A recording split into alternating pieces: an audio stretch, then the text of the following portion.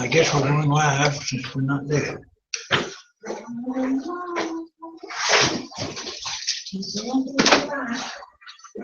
Okay, it's time to start, and we are glad to have you in our class. We are going to be starting tonight at Judges chapter 17. We have studied in our last class, we studied about Samson and some others, and we found that we've actually ended up with Samson. We found that Samson, though he was chosen of God, he wasn't the kind of judge that Gideon was, or some of the others were. That he wasn't. He was a self-centered sort of fellow. And we start at chapter 17, and from there to the end of the book of Judges, it's just one problem after the other, and we see the depths of degradation that the people came into. Of course, twice it's told us in these chapters, the rest of the chapters, that there was no king in Israel, and every man did that which was right in his own eyes. And that's exactly what happened. They were doing things that God had not authorized, and they didn't care.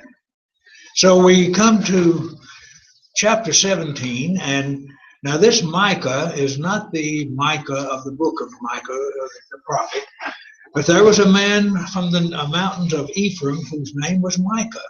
We're just going to read this and stop along the way and comment, because there's no way you can put an outline, at least no way I want to put an outline to it. Just see what these people are doing. And he said to his mother, the 1,100 shekels of silver that were taken from you, and on which you put a curse, even saying it in my ears, here is the silver with me, I took it. So here's a young man, well, I say a young man, he stole 700 or 1,200 shekels of silver from his mother. And his mother said, may you be blessed by the Lord, my son. So he's given it back to her, and she places a blessing on it. And thus he returned the silver to his mother. And then his mother took 200 shekels of silver and gave them to the silversmith, and he made it into a carved image and molded the image, and they were in the house of Micah.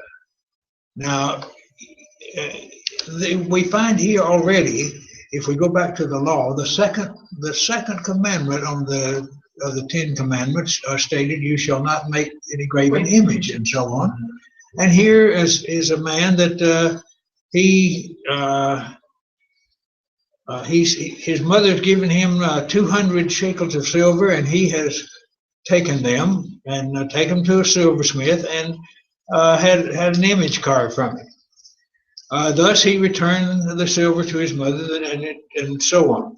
And it was molded. Now in verse 5, the man Micah had a shrine and made an ephod and a household with idols, and he consecrated one of his sons to become his priest. Now all of this is just totally out of harmony with anything that God has to say about it. And we can see very plainly that every man is doing that which is right in his own eyes. In those days, there was no king in Israel. Everyone did what was right in his own eyes. Now, there was a young man in Bethlehem, in Judah, of the family of Judah. He was a Levite and was staying there. Now, we're introduced to this young man. We won't be told his name till a little further on. But he lived he was a young man from Bethlehem in Judah. There, if you go back to some of the old maps, there was another Bethlehem in further north, I think. But Micah, the prophet Micah, prophesied that Jesus would be born in Bethlehem of Ephrathah, which is where just outside of about 8 or 10 miles or less out of Jerusalem. But anyway, the young man from Bethlehem in Judah, and he was a family of Judah. He was a Levite, and he was staying there. And then this man, he was staying there, I guess we would say, in Bethlehem. And the man departed from the city of Bethlehem in Judah to stay wherever he could find a place. Well, we know that sometimes, don't we? Then he came to the mountains of Ephraim, to the house of Micah, as he journeyed. And this is just a sort of a historical narrative without anything doctrinal or whatever. It's getting to something that's going to be rather shocking. But right now, it's just saying that we've got the scene set that there's a fellow by the name of Micah. He's made him an image and some household idols, and he's living in the mountains of Ephraim, and he's got him some idol gods. So the Micah, when he came to Micah, in the house of Micah, Micah said to him, "Where do you come from?" So he said, "I am a Levite from Bethlehem in Judah, and I'm on my way to find a place to stay." So Micah says to him, "Dwell with me and be a father and a priest to me. I will give you 10 shekels of silver per year, a suit of clothes, and your sustenance." So the Levite went in. So now we have the Levite in the house of Micah. Then the Levite was content to dwell with the man, and the young man became like one of his sons, that is, one of the sons of Micah. And Micah said, now notice this Micah, he invokes the name of the Lord. He says, "Now I know that the Lord will be good to me, since I have a Levite as a priest."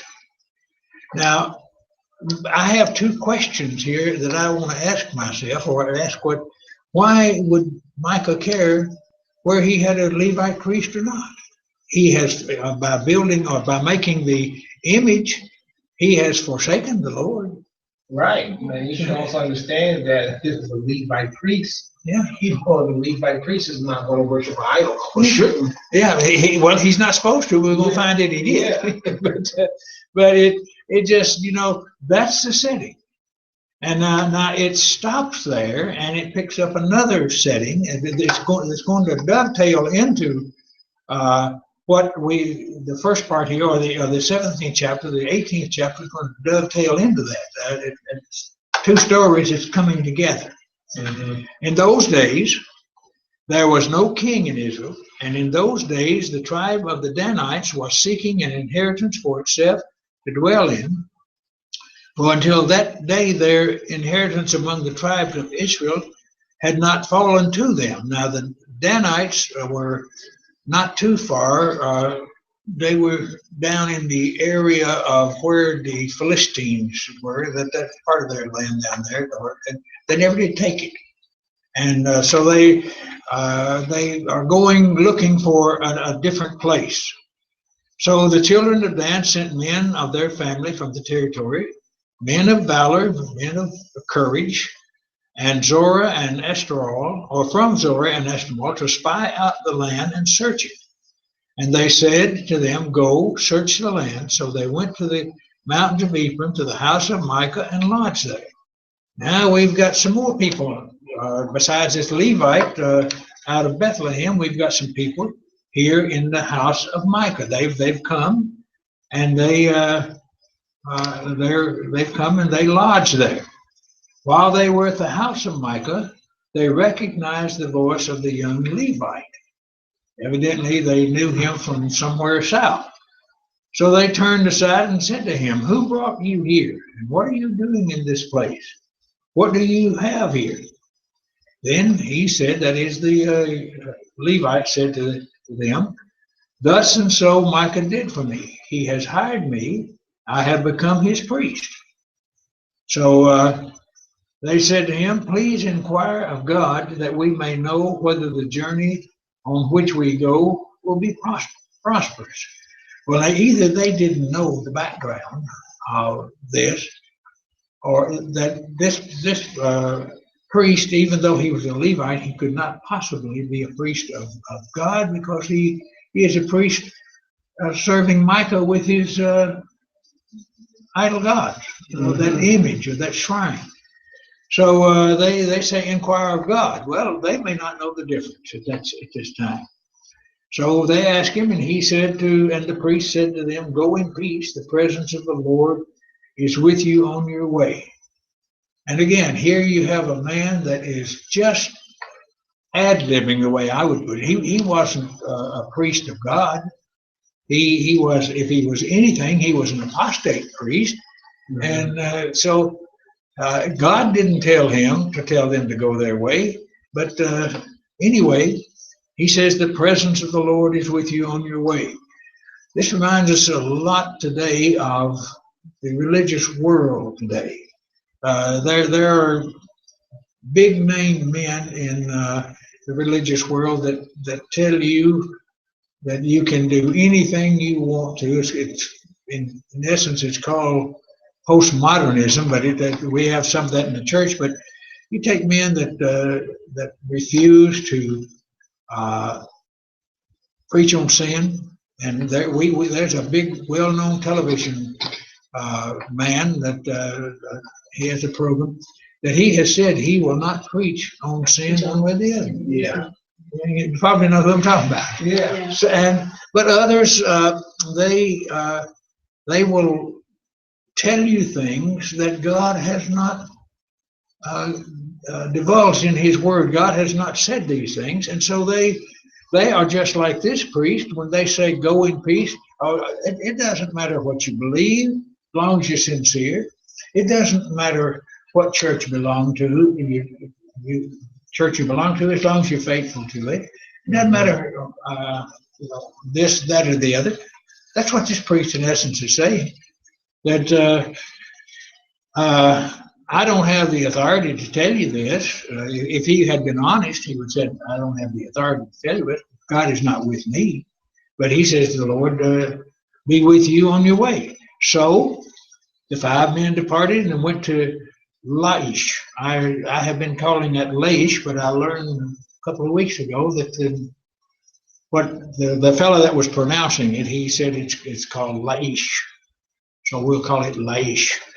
They saw the people who were there and how they dwelt safely in the manner of the Sidonians, quiet and secure. There were no rulers in the land who might put them to shame for anything.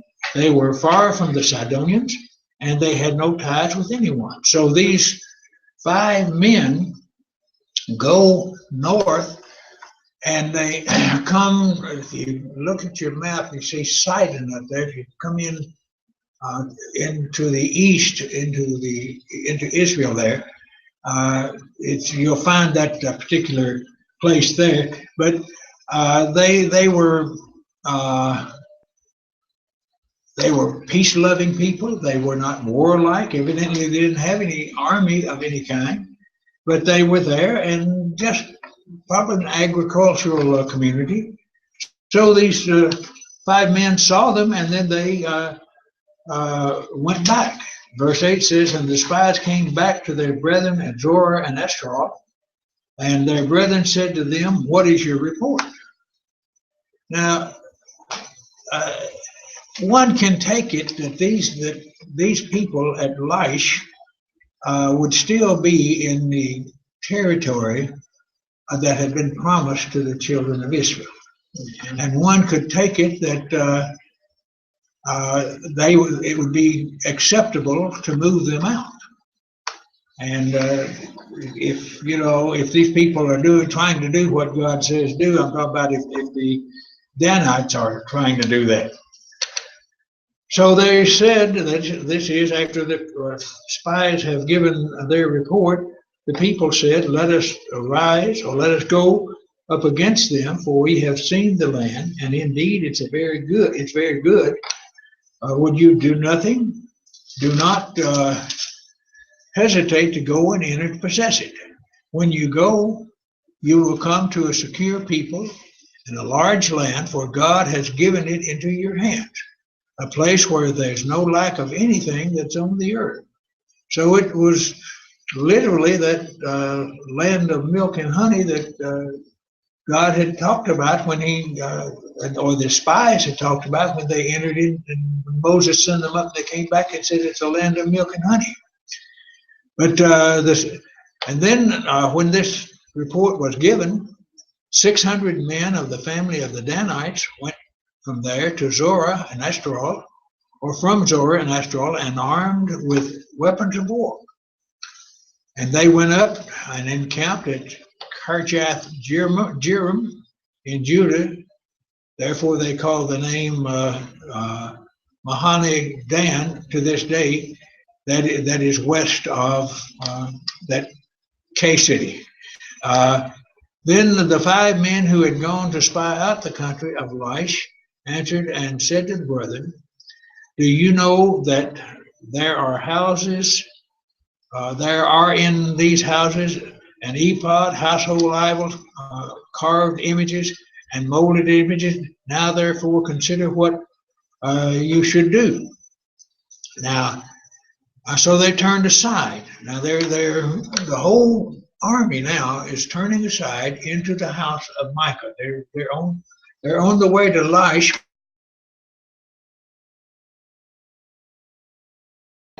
and to Micah. This is verse 16 or 15. And the 600 men armed with their weapons of war who were of the children of Dan stood by the entrance of the gate. Now, so you have 600 men of the Danites, or Danites, and then you have these 5 men who were spies that went to spy out the land. It sort of gets, you have to ferret it out some to see who is doing what and where. But they went in, and the 5 men who had gone out to spy out the land, entering there, they took the carved image, the ephod, the household idols, and the molded image. And the priest stood at the entrance of the gate with the 600 men who were armed with weapons of war. So the priest is watching this Levite that from Bethlehem. He's watching all this. These 600 or these 5 men of the Danites who go in, and they're just taking what they want from the house of Micah. And so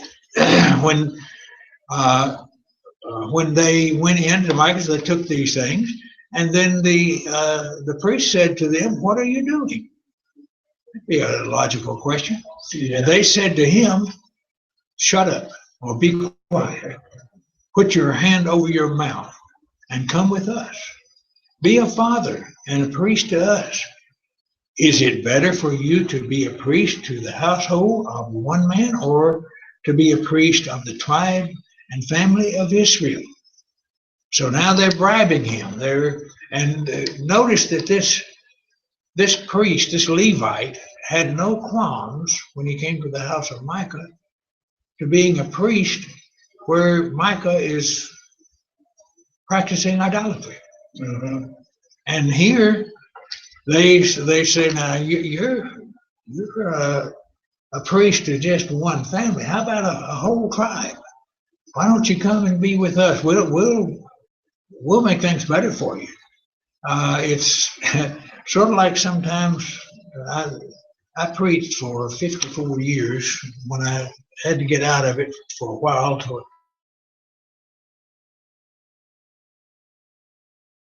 such as this and other places. But you learn sometimes in preaching. There are preachers and there are elders or congregations sometimes that use underhanded means. Now, it's not by any means all of them. In fact, it's not, as far as I know, it's not by any means most of them. But occasionally you'll run up somebody that they will want you, they'll call you and they'll ask you to come and be our preacher. And so you talk to them, you interview with them, and then they offer you a very good situation. A nice salary, insurance, a nice house, pension, pay your Social Security, all this kind of stuff. And then they will tell you, and I'm giving an actual example here. They will tell you that we want you to come and be our preacher. And while you're thinking,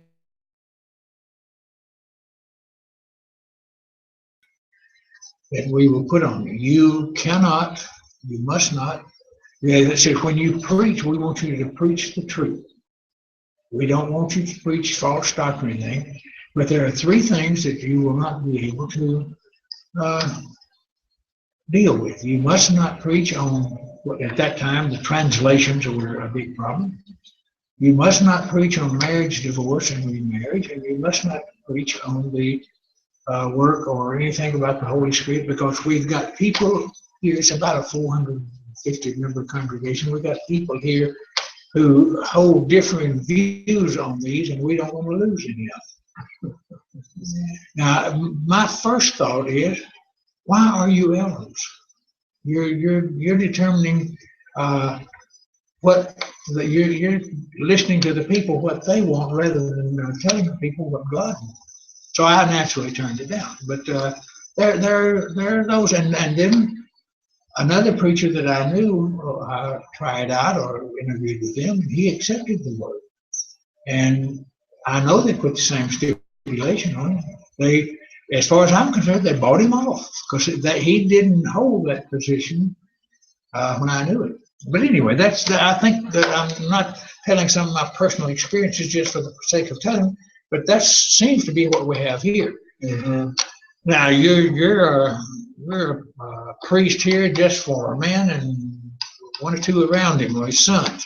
But now, if you come with us, we'll make you a big time preacher. We'll give you a lot of members, so to speak, the whole tribe. So the priest, verse 20, so the priest's heart was glad, and he took the ephod and the household idols and carved images and took his place among the people. So he left Micah and his house, and he's going with these people. Then they turned and departed and put the little ones, that is the 5 spies as well as the 600 armed men, they turned and departed and put the little ones, the children and livestock and goods, in front of them. When they were a good way from the house of Micah, the men who were in the houses near Micah's house gathered together and overtook the children of Dan. So Micah realizes that these people have robbed him and they've become thieves. And so he is rightly upset, but he still can't call on God to help him because he's not serving God. But anyway, they called out to the children of Dan, and the children of Dan turned around and said to Micah, "What ails you that you have gathered such a company?" And he said, "You have taken away my gods." Now, just think about that for me. Here is a man who has had him a priest, and he says, "You have taken away my gods." I'm glad that the translator put a little g there instead of a big one, because that's the way it should be. Mm-hmm. But you've taken away my gods, which I made. I made these gods. God didn't send me something. God of heaven didn't send me. I made the gods, and they're the gods I worship. And isn't that what a creed book is when you come right down to it? You think about it. A creed book that tells you that you can be saved by doing something that the Bible does not authorize, or not doing something that the Bible commands. They've made this creed book their God, or the opinions of men. Jesus said such things are vain and worthless. But anyway, they said, "You've taken him, you've gone away. Now what more do I have? How can you say to me, what ails you?" In other words, he sounds like he's disturbed. What do you mean, what ails me? You've come in and you've taken away everything I have. And then the children of Dan said to him, "Do not let your voice be heard among us, lest angry men fall upon you and you lose your life with the lives of your household." So now they have robbed him, they've stolen from him, and now when he says, "I want what you took back," they said, "You keep quiet, you may get killed." That's something like the world we live in, and that well, you know, the Al Capones and his day, and some of the other uh, uh, people of, well, what's it called? The not the cartel, but the old families, criminal families, like in New York and so forth. Mafia. Mafia, that's what I'm looking for. Mafia. That we take what we want. You don't have to say it, and if you don't like it, and you start trouble, we'll handle it. We'll take care of you in a bad way. So that Micah saw that they were too strong for him, and he turned and went back to his house. Now we're through, I guess, with Micah, unless the Levite down. Well, if Micah's not the Levite, so let's go on. How the Danites. I have a question. Yes. Why would they kill these people, the Laish people? Why would they kill them? And Burn their city? yeah. The only thing I can think, they're just mean. They now, as I said, they could say that, well, we're to come in. When we came in with Joshua, we were to run all the people out or kill them and so on. But they didn't do this down where they originally came from, down out from Jerusalem along the Mediterranean Sea down past the Gaza Strip in that area. That's where their land was, if you look in your map. But they weren't satisfied that they didn't run the people out, so they said, "Well, we're going to go and look for another place." Now it could be. I'll put it that way, emphasize. It could be that they were thinking that these people of Laish, they don't belong here, or that they are people, they're Gentiles, and we're going to run them out. But the way they go at it, they're not doing this as an act or a command of God. That's the difference. They're just doing this because we're big enough to do it, and we're going to do it. And you know, when you look at the history, they didn't possess any land that the Lord didn't tell them to possess. You know, you go to this land, okay? He told them what to do. They just can't be freelancing. Yeah, that's a good word. They just kept freelancing. We are going to. There's going to be a roving band of outlaw type people, and where we come, if we want something, we'll take the Levite. Of course, he gladly went with him, and more money to him, I guess.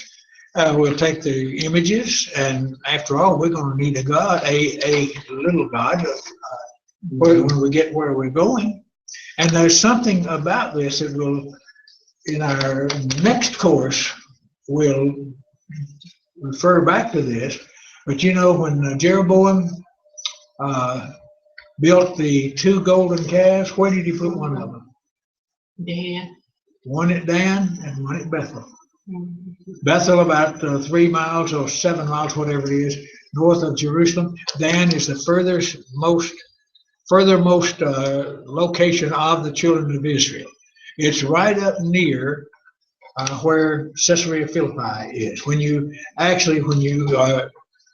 go up the road from Nazareth on up that way, and you're going up toward Syria, you come to about maybe 500 yards or less from the Syrian border, and you make a right, and you go over that way, and you go to Caesarea Philippi, where Jesus asked his disciples, who do some say that I am, and so forth.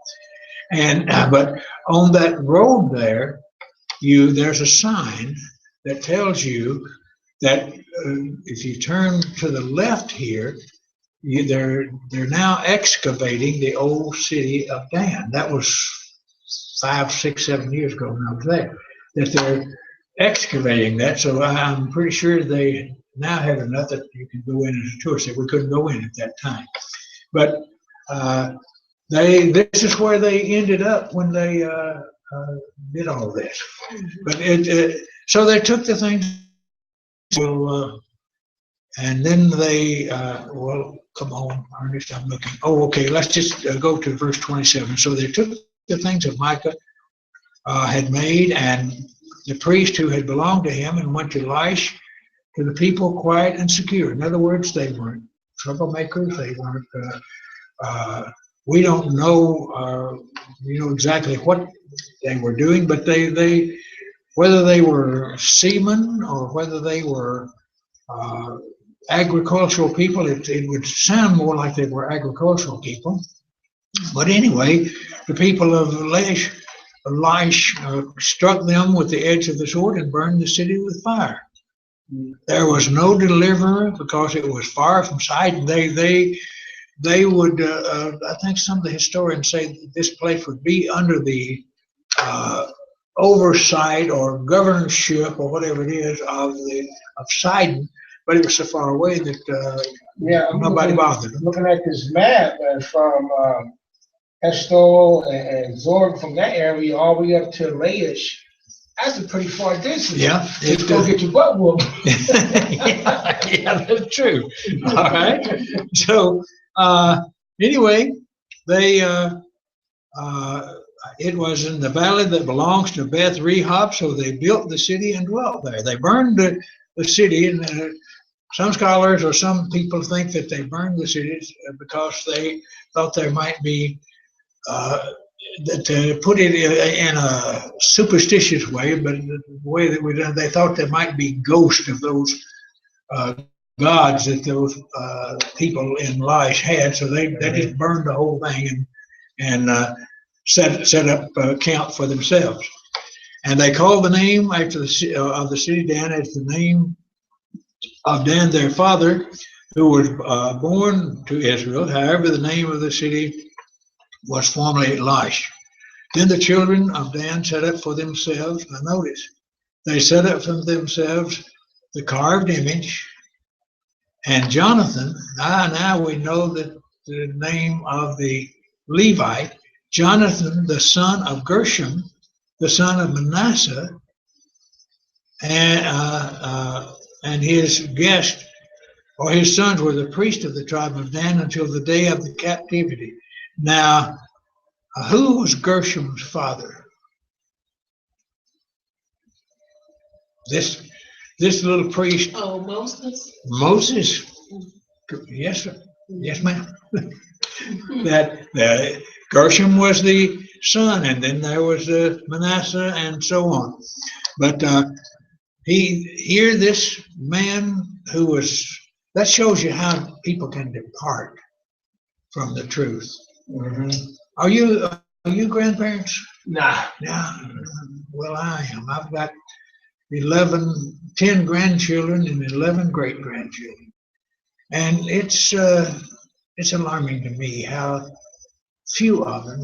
There are some that are very faithful. There are some because of circumstances that when our son was killed, some of them have, I guess, never heard a gospel sermon, and they have nothing to do with us because we are members of the Lord's church. But we see what we often say, that the church is just one generation away from apostasy. If we don't stand, then those that we influence are not going to know the truth, and they're not going to know. And here was the same thing with these people. His sons were the priests of the tribe of Dan until the day of the captivity. Now, the captivity, probably here, there's some disagreement among them. Probably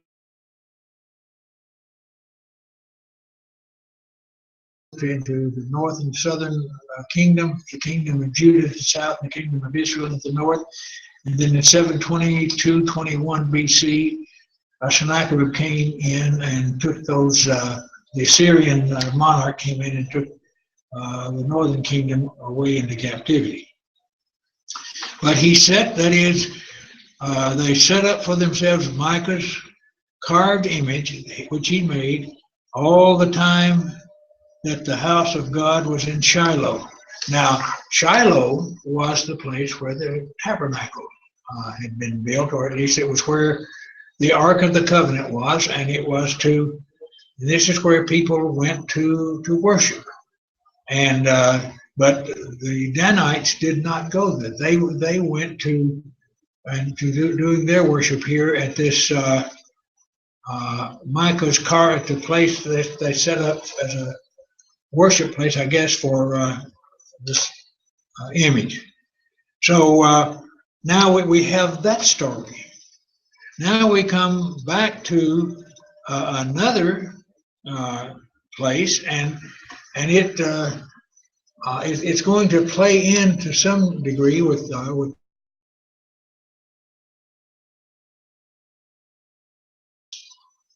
somewhat of a different, but it shows the utter ungodliness, I suppose we would say. Just the it shows a total lack of any support or care for womanhood in what we see coming up.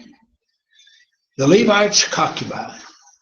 And it came to pass in those days, there was no king in Israel, that there was a certain Levite staying in the remote mountains of Ephraim.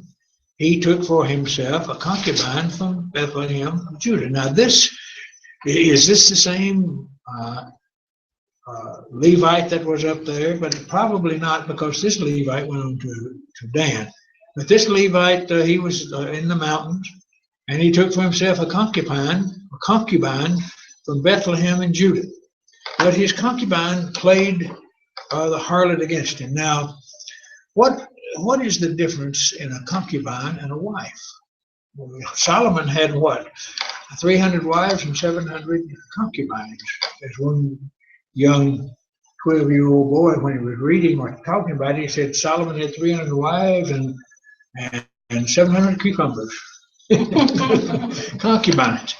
Well, a concubine was one that sort of a second wife. It was legal in the under the patriarchal law, and even I suppose under the Mosaic law. You know, Abraham had a concubine, or Sarah had this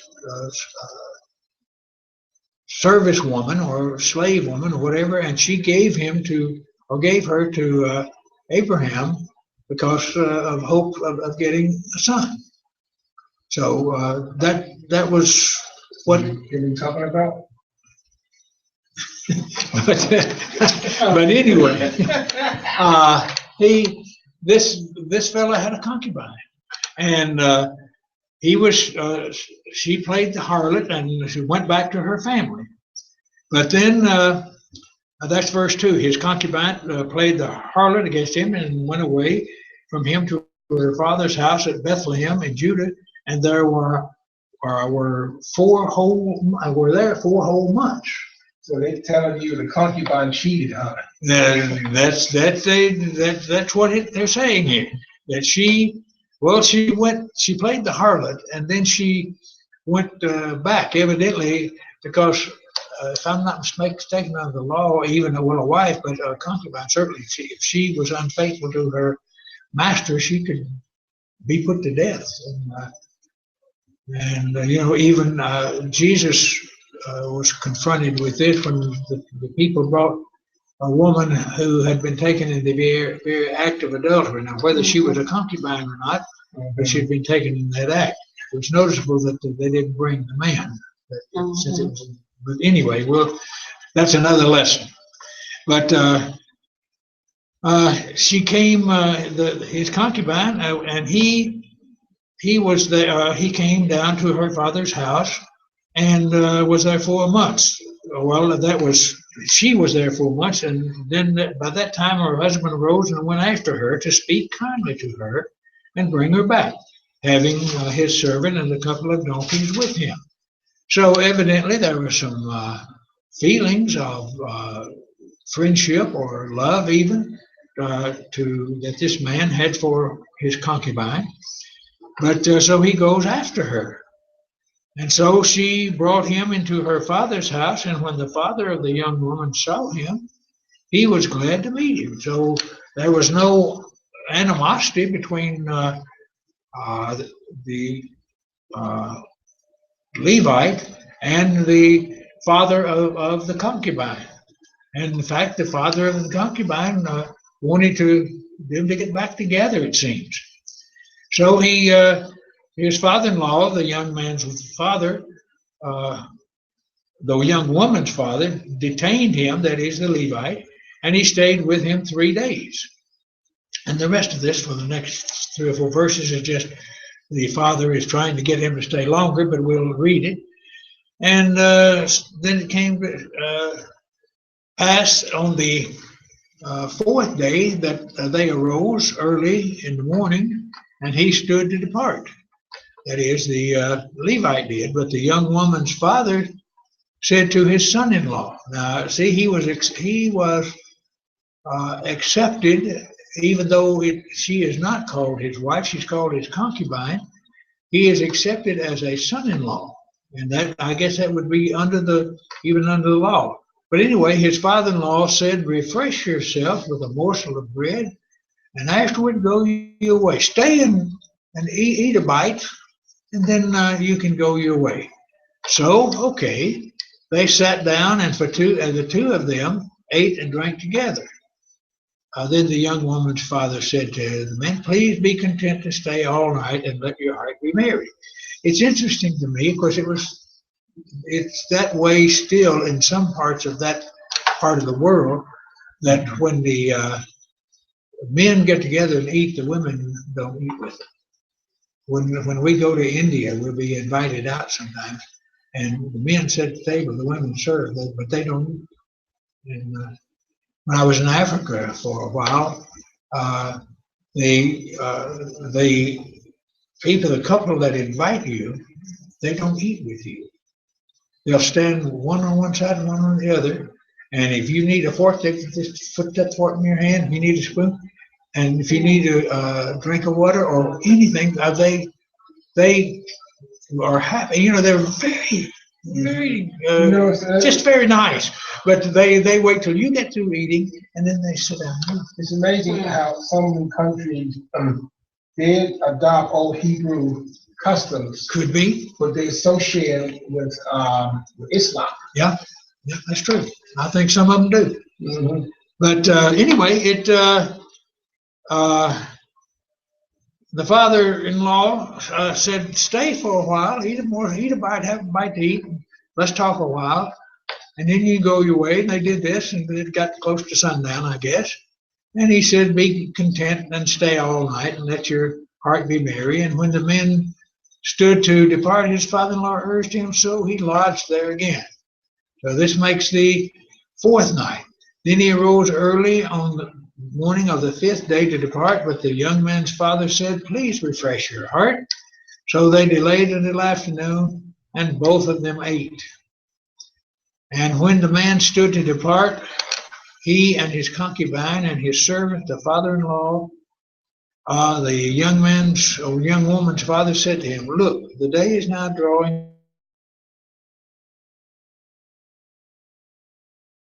Lodge here, that your heart may be merry. Tomorrow go your way, so that you may get home." Now he's detained this young man for 5 days. And the young man evidently hadn't intended to stay that long. So finally, the young man says he was not willing. Verse 10 says he was not willing to spend that night. So he arose and departed, and came opposite Jebus, which is Jerusalem. That's parenthetical. With him were 2 saddled donkeys, and his concubine was also with him. So he, from where he was, they passed by the city of Jerusalem, but it was known as Jebus at that time, and it was not the big city that it became, but it'd be up in the hill country. And the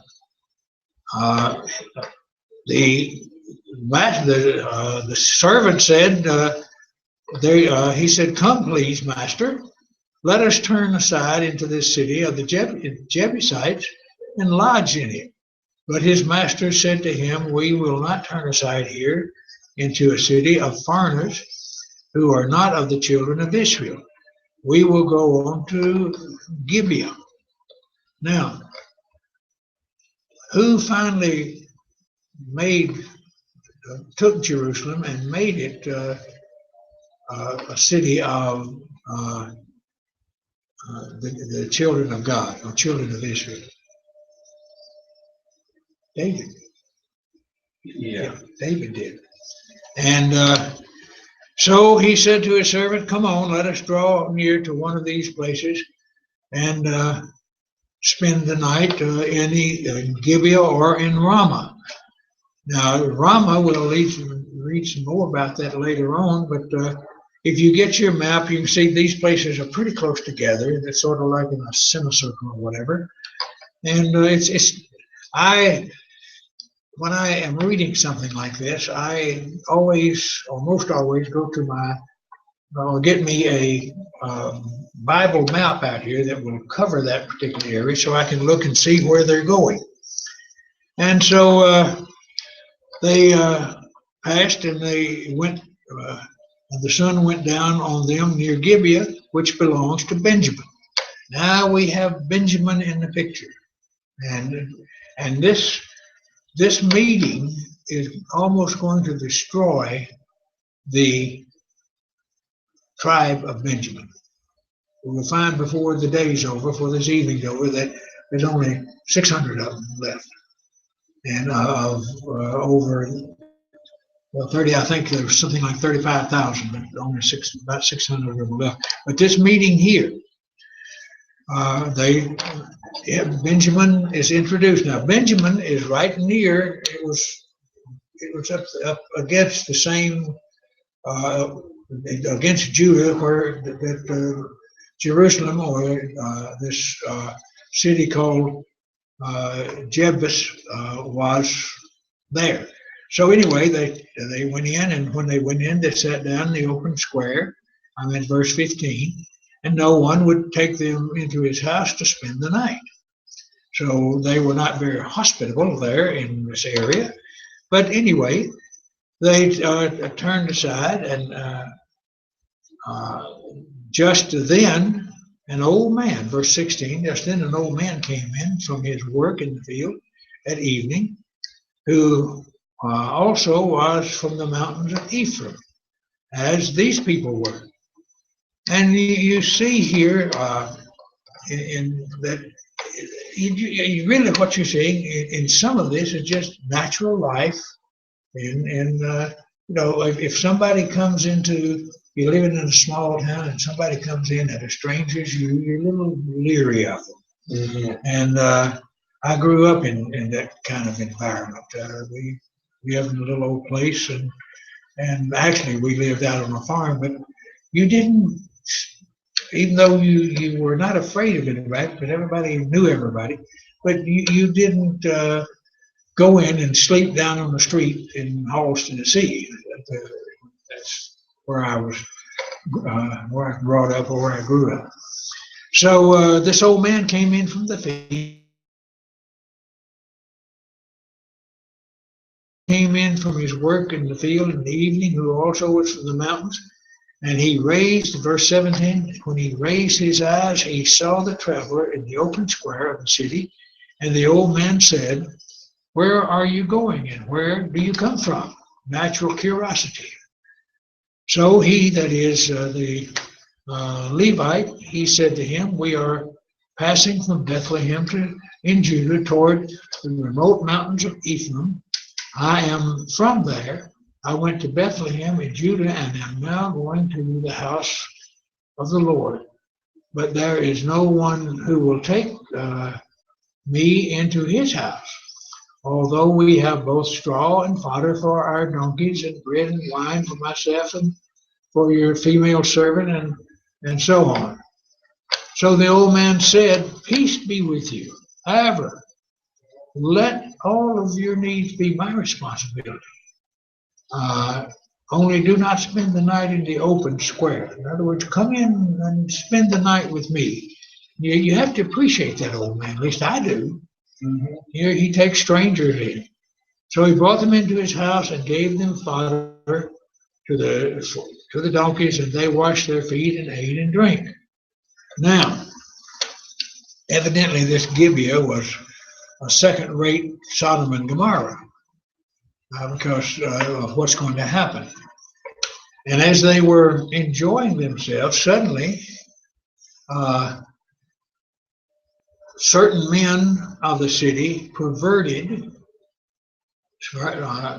men. So, in other words, perverted here, as it does in the New Testament, simply means they were homosexuals. They were perverted men. They surrounded the house and beat on the door. And they spoke to the master of the house, and the old man saying, "Bring out the man who came to your house, that we may know him carnally." Have we heard that before? Go down there in Sodom and Gomorrah, wasn't it? Yeah. That Lot had some folks come in, well, an angel came and to tell them to get out, and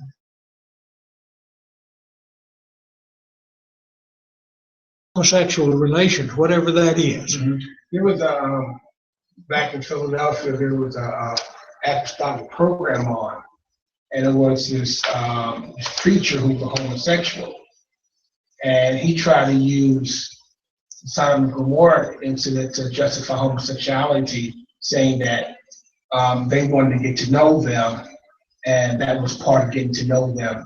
And you see it there, so that's why it's okay. That's taking that word "no" right out from mighty long and wrong direction. Yeah. And so, when the Bible, when God calls something an abomination, I don't care what men call it, it's still an abomination. Yeah. So, I think we have to take that position and defend that position. I don't get in arguments with people on this, but if they, I had a cousin who recently was on Facebook, and she was saying that she knew someone who, a couple who had gotten married same sex, and said she approved of it. I just took her off my friend list. I don't need to get that kind of information about that kind of stuff. But anyway, he let me see where we got to.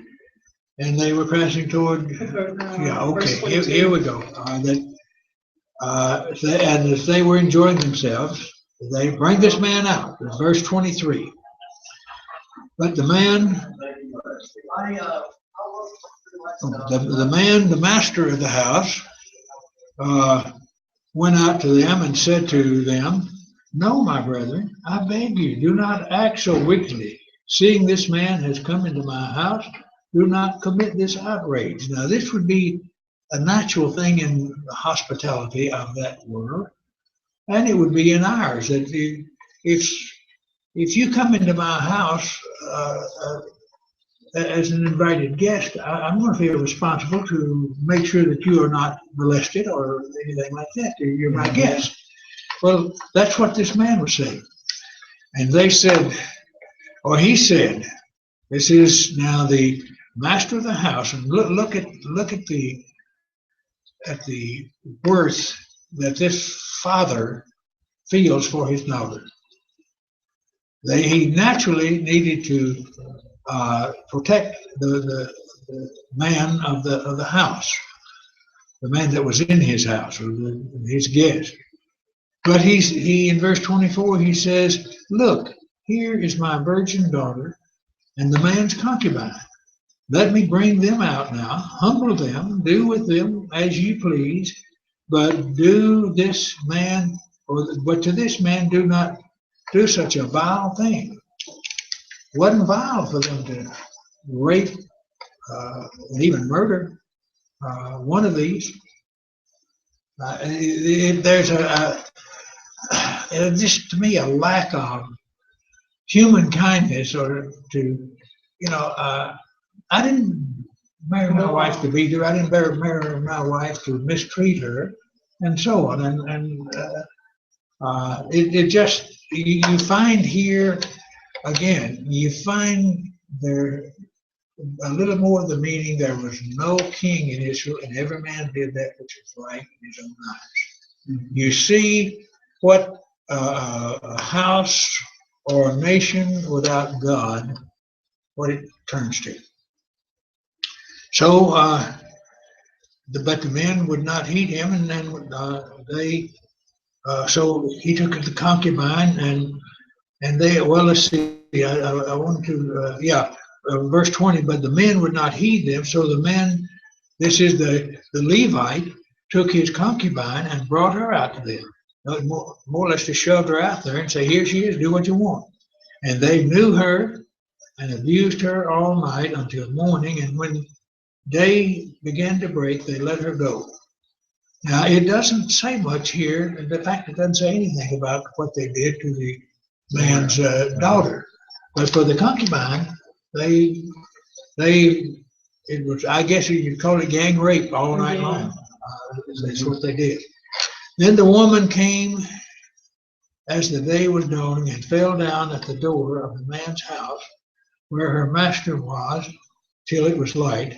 When her master rose in the morning, he opened the doors of the house and went out to go his way. And there was his concubine fallen out at the of the door of the house, or fallen at the door of the house with her hands on the threshold. And he said to her, get up, let's be going. But there was no answer. So the man lifted her onto his donkey, and the man got up and went to his place. This woman was dead. They had just so abused her that she died that night or before daybreak, somewhere along in there. So this man, he put the body of the concubine on the donkey, and he got up and went to his place on wherever he lived in the mountains of Ephraim. And when he entered his house, he took a knife and laid hold on his concubine and divided her in 12 pieces, limb by limb, and sent these different limbs throughout all the territory of Israel. And so it was that all who saw this said, no such deed has been done or seen from this day that the children of Israel, from the day that the children of Israel came into the land of Egypt, or came from the land of Egypt until this day. Consider it, confer, and speak up. So this man takes this dead concubine, he cuts her just like a butcher would cut an animal, and divides it up with ham and shoulder, whatever, and he cuts her in 12 pieces and sends it out to the leaders of the 12 tribes. And you can imagine what the people thought and what they felt when they opened that package and what it was. It was this man's way of drawing attention to what had happened and what the people of Gibeah had done. And of course, Gibeah were Israelites. And he was really saying, in so many words, what are you going to do about this? What is Israel going to do about this? Mm-hmm. So, verse 20. So chapter 20. So all the children of Israel came out from Dan to Beersheba, as well as from the land of Gilead. That's on the other side of the Jordan, over in the area of Manasseh. It's on the east side of the Jordan. And the leaders of all the people, all the tribes of Israel, presented themselves in the assembly of the people of God, 400,000 foot soldiers who drew the sword. Now, they're going to do some battle here. That's almost 500,000 people that they've gathered on account of this thing. You know, it's crazy how she had no value while she was alive. But in death, they're going to rally up. Yeah. Of course, I guess you could say they didn't know it until that she had been treated this way until he finally draws their He shouldn't attention. have pushed it out there But from the beginning. well, there's a lot of things that you could wish that happened here. Mhm. But again, you look back at who we are talking about and when we're talking about them. Mhm. There's no king, no leader. Even the leaders that were there, those so-called judges, there were some local judges, but they were just local in the area, and they weren't judges like Gideon was over all of Israel and so on. But it just shows a total lack of any appreciation of humanity or any appreciation of God and the people that God brought out of the land of Israel. They have no pride in themselves whatsoever. Do what you want. If you're big enough to do it, do it. And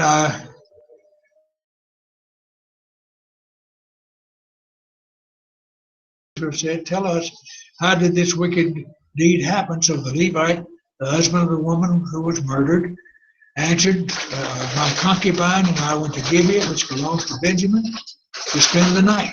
And the men of Gibeah rose up against me and surrounded the house at night. Because of me, they intended to kill me, but instead they ravished my concubine so that she died.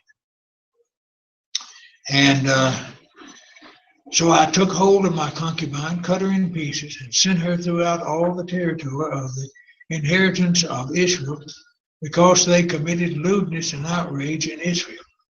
Look, all of you children of Israel, give your advice and counsel here and now. So he wants to know what you're going to do about this. But again, isn't it a person that's pretty sadistic to take a woman that he evidently wanted to be, wanted her to come back to him. She had gone off and left him, but he went to get her and he was taking her back home. And then all of a sudden, instead of burying her, he whacks her up in pieces and sends it out by runners, or somehow it gets to the tribes. Yeah, he's not in his right mind. And it's a wicked and sordid type of thing.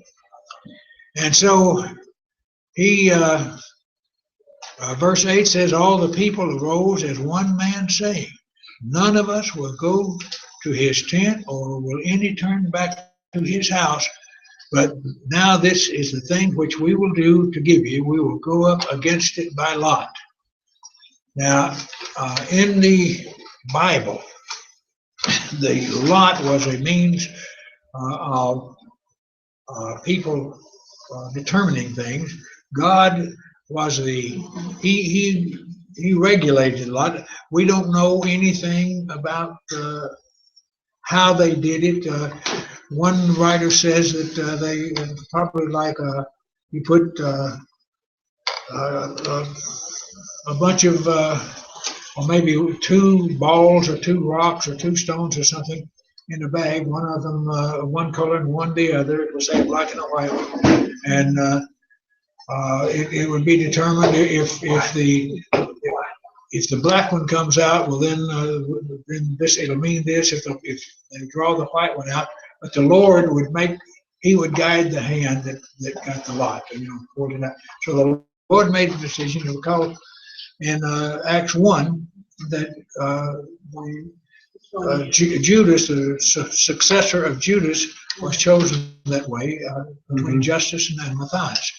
So anyway, they said, we will go up against it by lot. We will take 10 men out of every 100 throughout all of our tribes, 100 out of every 1,000, 1,000 out of every 10,000, to make provisions for the people. And when they come to Gibeah and Benjamin, they may repay all the violence that they have done in Israel. So the people have got their dander up about this, and rightly so. So all the men of Israel were gathered against the city, united together as one man. It was about time they started doing that. If we could make that comment. Then the tribes of Israel sent men through all the tribe of Benjamin, saying, what is this wickedness that has occurred among you? Now therefore deliver up the men, the perverted men who are at Gibeah, that we may put them to death and remove the evil from Israel. Now you have a but here. It's a very important but. You have a statement, deliver these wicked people up so that we can remove them from this evil from Israel. But the children of Benjamin would not listen to the voice of their brethren, the children of Israel. Now, the fact that they're not going to listen is going to just about decimate that tribe. And it's we may or may not get that far. I think we will get that far tonight. But anyway, the children of Benjamin just said, we're not going to do it. So they gathered together their cities, from their cities of Gibeah, to go to battle against the children of Israel. So we have a civil war going on. We have the 11 tribes and then one tribe.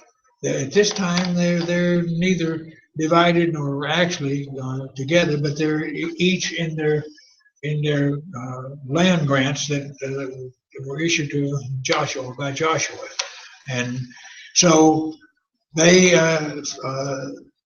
from their cities at the time, the children of Benjamin numbered 26,000 who drew the sword, beside the inhabitants of Gibeah, who numbered 700 select men.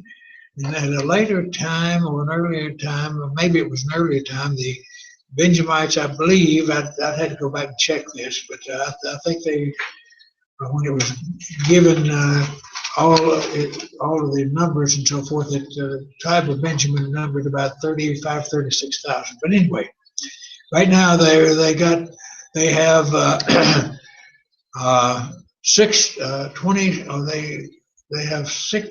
26,000 men who draw the sword, besides the inhabitants of Gibeah, who numbered 700 men. Among all these people were 700 select men who were left-handed. Everyone could sling a stone at a hair's breadth and not miss. That's pretty good shooting, you know. Yeah, you go up at the board. Do you ever have a slingshot? Yeah. Yeah. But this would be a sling, sort of like David used. Yeah. And you know, David, of course, people say that, or scholars sometimes say that the Lord guided the rock that David, or the stone that David sent. But if David was anything like these, he didn't need that. I'm not saying that the Lord wasn't there, but David probably had that skill. But whether he did or not, we know the end of the story. But the men then the children of Israel, verse 18, arose and went to inquire of God. Now they noticed they did not inquire of God, shall we go up? They just more or less said, when we go up, you tell us which way we're going to go. In other words, they were almost patronizing God. We've already decided what we're going to do, but now who should do it first? So they arose and went up to the house of God to inquire of God, and they said, which of us shall go up first to battle against the children of Benjamin? The Lord said, Judah first. He didn't argue that he had plans for them too. They were, for their wickedness, they were going to lose a lot of people too. So the children of Israel arose in the morning and encamped against Gibeah. And the men of Israel went out to battle against Benjamin, and the men of Israel put themselves in battle array to fight against them at Gibeah. So now we have the two forces, the men of Israel and the Benjaminite and the Gibeonites, or the Gibeaites, I guess you'd call them. And the children of Israel came out of Gibeah, and on the way, on that day, down to the Well, let me read that again. They came out to fight against him, and the children of Benjamin came out of Gibeah, and on that day cut down to the ground 22,000 men of the Israelites. So the battle that day goes to the Benjamites. And then the people, that is, the men of Israel, encouraged themselves and formed again the battle line at the place where they had put themselves in array on the first day. And the children of Israel went up and wept before the Lord until the evening and asked counsel, saying, shall I again draw near for battle against the children of Israel? And the Lord said, go up against them. So now they're sort of, they've made up their mind they're going to go, but they want to get God's, pat them on the back, so to speak. Yeah, go ahead. Mm-hmm. So the children of Israel approached the children of Benjamin on the second day, and Benjamin went out against them from Gibeah on the second day and cut down to the ground 18,000 more of the children of Israel, all these that drew the sword. Now that's how many in all. They,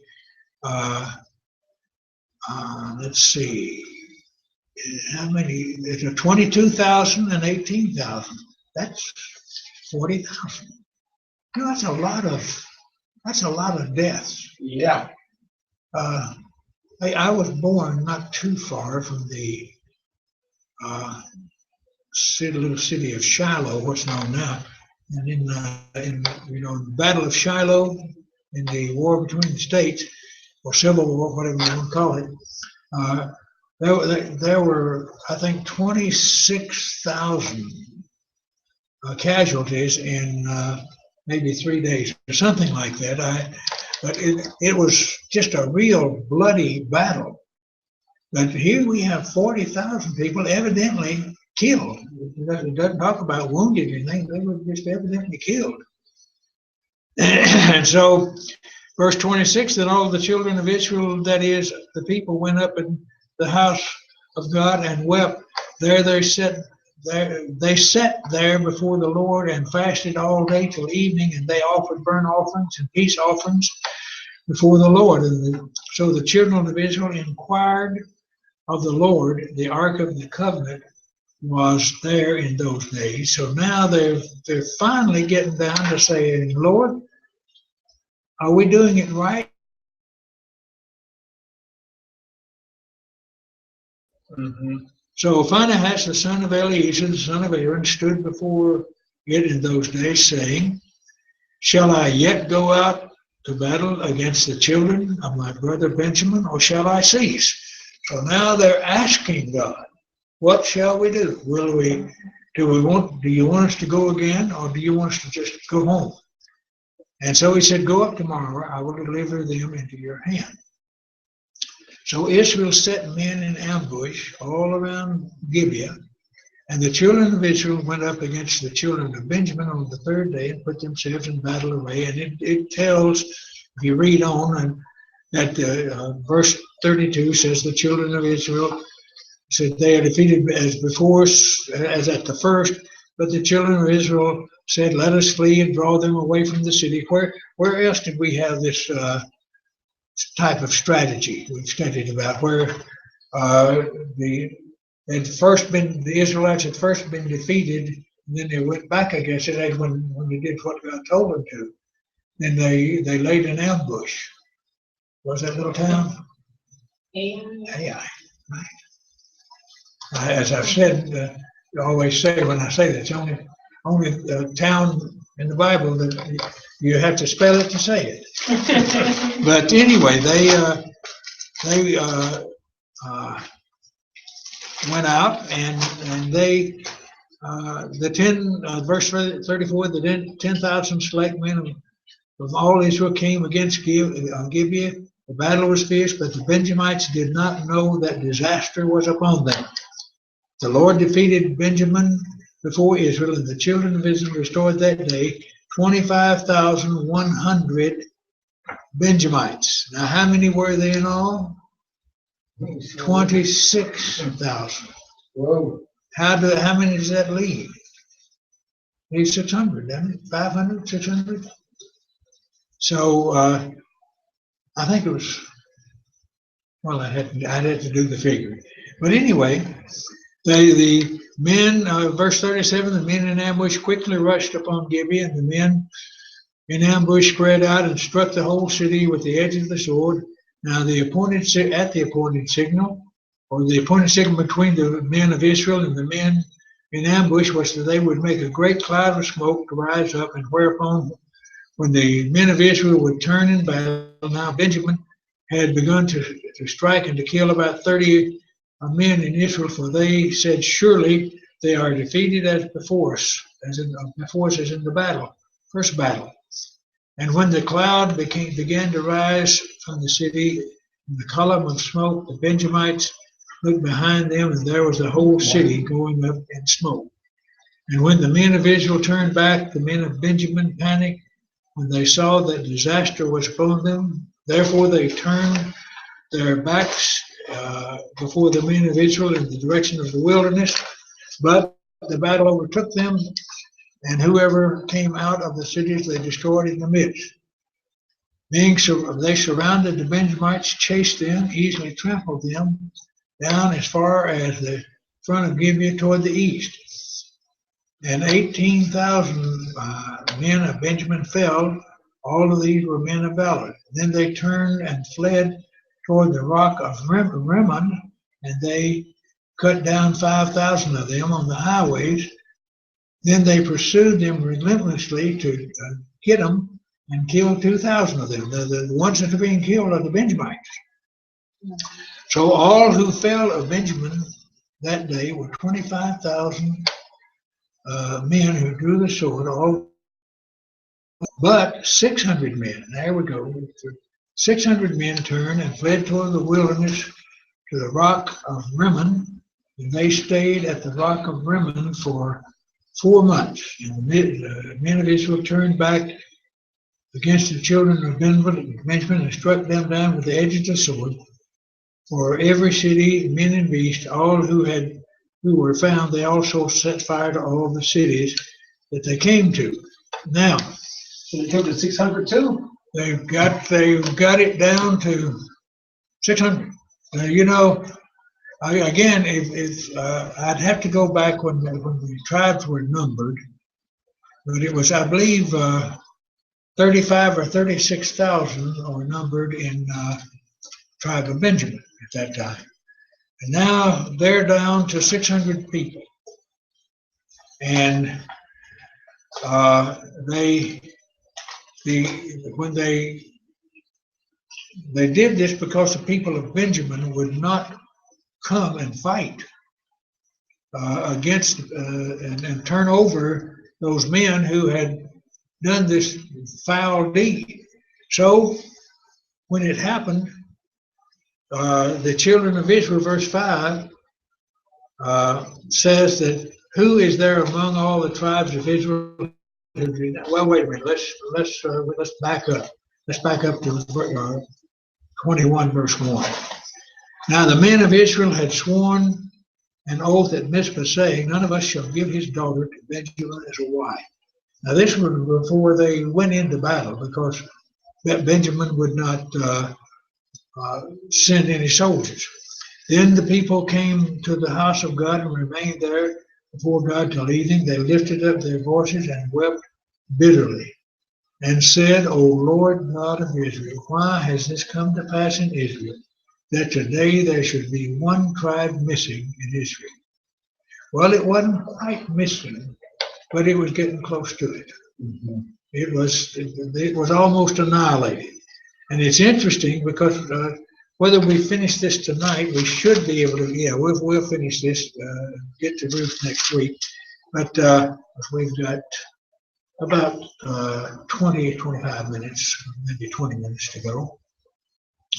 But anyway, the children of Israel, on the next morning, the people rose early and built an altar and offered burnt offerings, peace offerings. And the children of Israel said, who is there among all the tribes of Israel who do not come up with the assembly of the Lord? For they made a great oath concerning anyone who had not come up to the Lord at Mizpah. He shall surely be put to death. So now we're going to see they're going to do double jeopardy here almost in order to sort of cover up what they did with Benjamin. They're going to kill a whole bunch more people. Mhm. And so they said, what one there from the tribe of Israel who did not come up to Mizpah to the Lord? And in fact, no one had come to the camp from Jabesh Gilead to the assembly.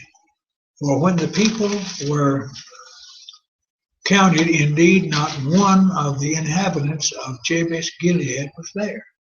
These folks just didn't come. So the congregation sent out 12,000 of their most valiant warriors. In other words, those really gung-ho, we used to call them in the military, and commanded them, go strike the inhabitants of Jabesh Gilead with the edge of the sword, including the women and the children. Total violation. And now we're talking about Israelites here. These would be those on the east side of the Jordan. And you shall utterly destroy every male, every woman who has known a man intimately. So they found among the inhabitants of Jabesh Gilead 400 young virgins who had not known a man intimately. Now, how would they know they were virgins? Well, the Bible doesn't tell us, but historians that I believe, and I think it makes sense, and I do know that in Israel, even when we were there, there were some who did not dress immodestly and so forth. But anyway, the historians tell us that the virgins of any city special type clothing to denote that they were virgins, that they were not married, and they were to be treated as a virgin. In other words, they were not to be molested in any way. So they found among the inhabitants 400 young virgins, and they brought them to the camp at Shiloh, which is in the land of Canaan. Then the whole congregation sent word to the children of Benjamin, who were at the rock of Rimmon, and announced peace to them. So Benjamin came back at that time, and they gave them the women whom they had saved alive of the women of Jabesh Gilead. In other words, okay, girls, you're going with this one, you're going with this one. There's 400 of you. You don't have a say in this at all. And really, that's pretty much like it is in, under Islam, that women have no rights at all, really. And here we have this same type of thing. This was a special type of occasion, but they just said, you 400, you're prisoners. We took you out of Jabesh Gilead. Now you're gonna take a husband. And so they were given. And then they gave them, and we find, and yet, the last part of verse 14, they had not found enough for them. And the people grieved for Benjamin because the Lord had made a void in the tribes of Israel. The Lord had. It looked like the people had to a great extent. Then the elders of the congregation said, what shall we do for wives for those who remain, since the women of Benjamin have been destroyed? And they said, this must be an inheritance for the survivors of Benjamin, that the tribe may not be destroyed by Israel. However, now they've made an oath, but now we're going to sort of take a little swing around that oath to get remember the Jews that Jesus said, the Bible or the old law said you are to take care of your fathers, but if you say Corban, that what has been planned to take care of my fathers has been dedicated to the Lord, so we have no more responsibility to take care of our fathers. That was the idea. That's what you got the same thing here. They said, however, we cannot give, that is, these 200, 400 survivors, whatever it was. And we cannot give them wives for their daughters. For the children of Israel had sworn an oath, saying, cursed be the one who gives a wife to Benjamin. Well, what are we going to do about that?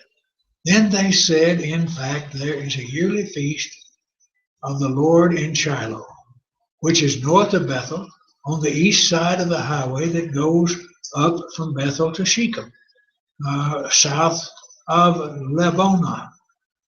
Therefore they instructed the children of Benjamin, saying, go, lie in wait in the vineyard, and watch, and just when the daughters of Shiloh come out to perform their dances, then come out of the vineyards, and every man catch a wife for himself from the daughters of Shiloh, then go to the land of Benjamin. Now, boy, that's almost like Tarzan, isn't it? I don't know. You go in and you grab a wife. And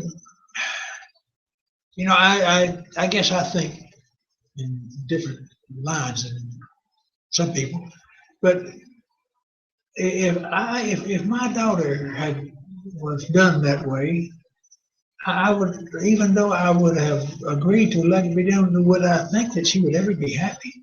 Can you go in and just kidnap somebody and make them your wife and they can be happy? I don't know, but I never had to experience that. But they instructed the children of Israel, go in and lie in the vineyard and watch and take and grab your wife and then go back to the land of Benjamin. Then it shall be. Now, when you do this, we know that the parents or the fathers of those girls are not going to be happy. And when their fathers or their brothers come to us to complain, we will say to them, be kind to them for our sakes, because we did not take a wife for any of them in the war. For it is not as though you have given the women to them at this time, making yourselves guilty of your oath. In other words, you just don't complain. You made an oath, but now the people have come in, and instead of saying, he's got my daughter and I'm going to get her back, just let it slide. I believe that's the word today. Mm-hmm. Just let it slide. So the children of Benjamin took enough wives for their number, for those who danced and whom they caught. Then they went and returned to their inheritance. They rebuilt the cities and dwelt in them. So the children of Israel departed from there at that time, every man to his tribe and family. They went out from there, every man to his inheritance. And then the last verse again. In those days there was no king in Israel. Everyone did what was right in his own eyes. Now, let's talk about Benjamin. What do we know about people from Benjamin? Thinking now, we're not talking about right here, but later on in history. Think about it. You know the answer. You just don't. You're not putting it together. Who was the first king? We're going to get that in about 2 weeks. Saul. And from what tribe? He was from the tribe of Benjamin. And then there was a fellow in the New Testament that was of the tribe of Benjamin. What was his name? Saul. Jewish name Saul, Roman name Paul. Mm-hmm. Paul says, I'm of the tribe of Benjamin. And it's just like not to have been a tribe, the way it was cut up here and all. So that now this brings us to the end of the book of Judges. We will let's go back and just for a little bit review what we've learned. We may do this when we get through. If we get through a little early in First Samuel chapter 7, we get Ruth and then those 7 chapters. We may come back and do this in the book of Joshua. But we've learned, the first thing that we learned about the book of Judges is that it was a very wicked time, very idolatrous time, a very ungodly time in the people of Israel. And God told them time and time again, and even when we get to 1 Samuel, in those first 7 chapters, 3 or 4 times, God is going to tell these people, he reminds them that I am the God that brought you out of the land of Egypt. I brought you out from the house of bondage. I took you away from Pharaoh, and I brought you, and I took you for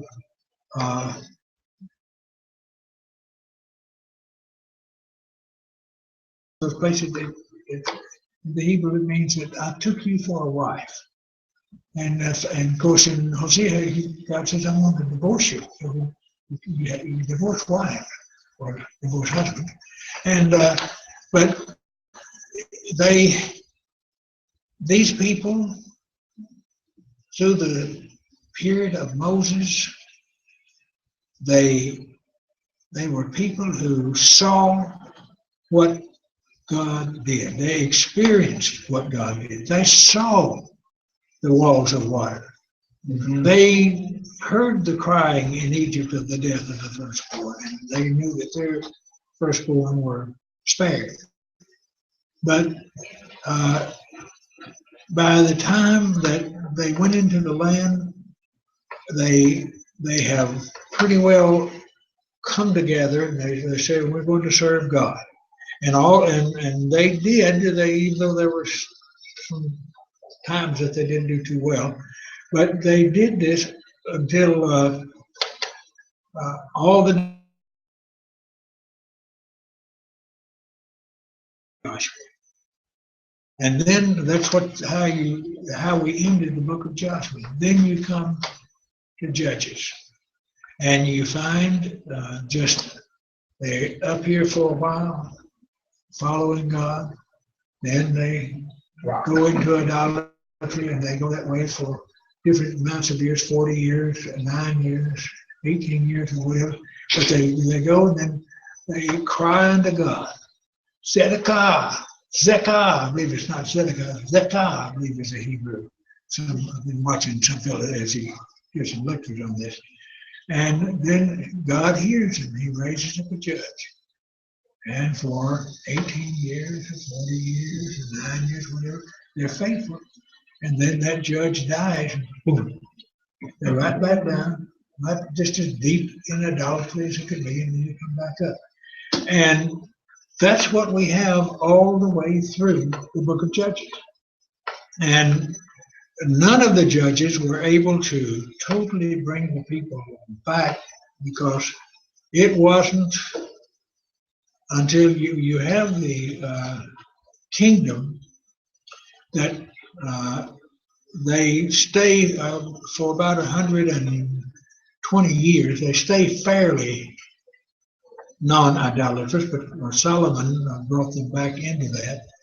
But that's getting ahead. But this, when we read all of this about Judges, what's the next book we have?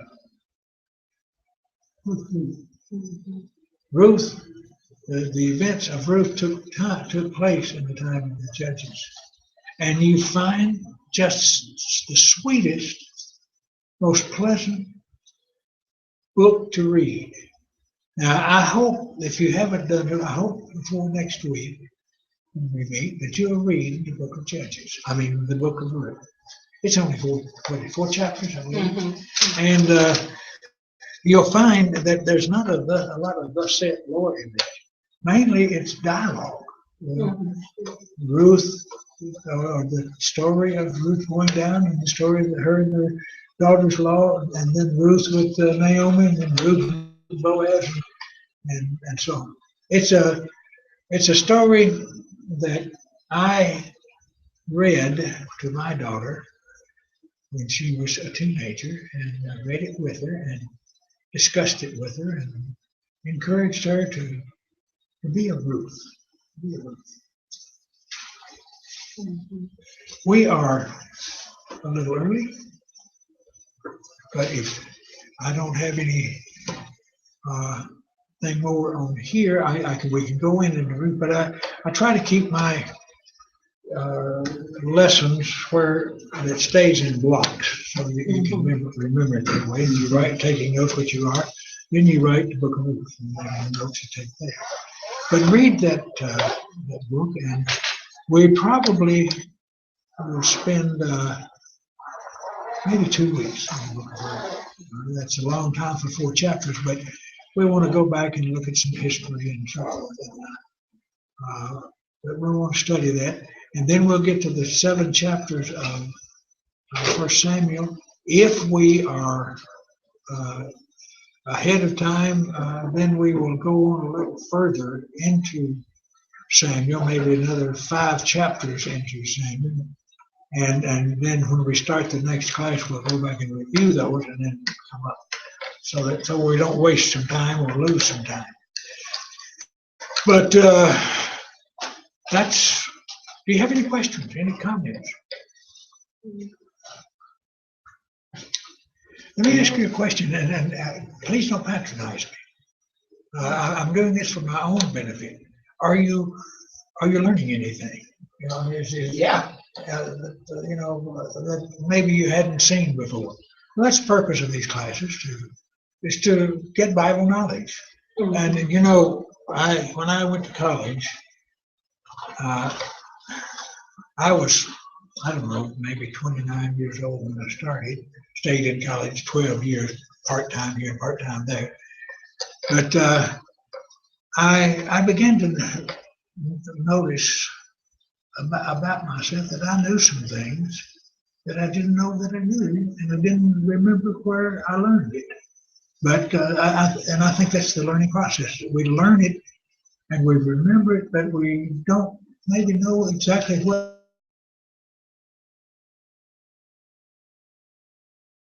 on anything is a good thing.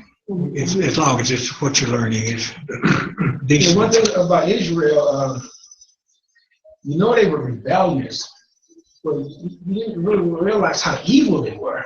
Yeah. I mean, how it's just one time after the other. And well, as we will see in our next quarter, we've got to cover a whole lot of equipment there, or a lot of time, so we're not going to be able to spend a lot of time on any one thing, but we will notice this, that they became so idolatrous after they divided, that God in 721 BC sent the northern kingdom into Assyrian captivity, and in 586, it was after the final carrying away, he sent the Jews into idolatry. And it was there that they finally learned to quit being idolatrous, that they were to serve God. They didn't always serve Him correctly, but they did not go back into idolatry. Even today, Jews do not celebrate, or they don't practice idolatry. They practice false religion, but they don't practice idolatry. Well, foot went to sleep, I guess. All right.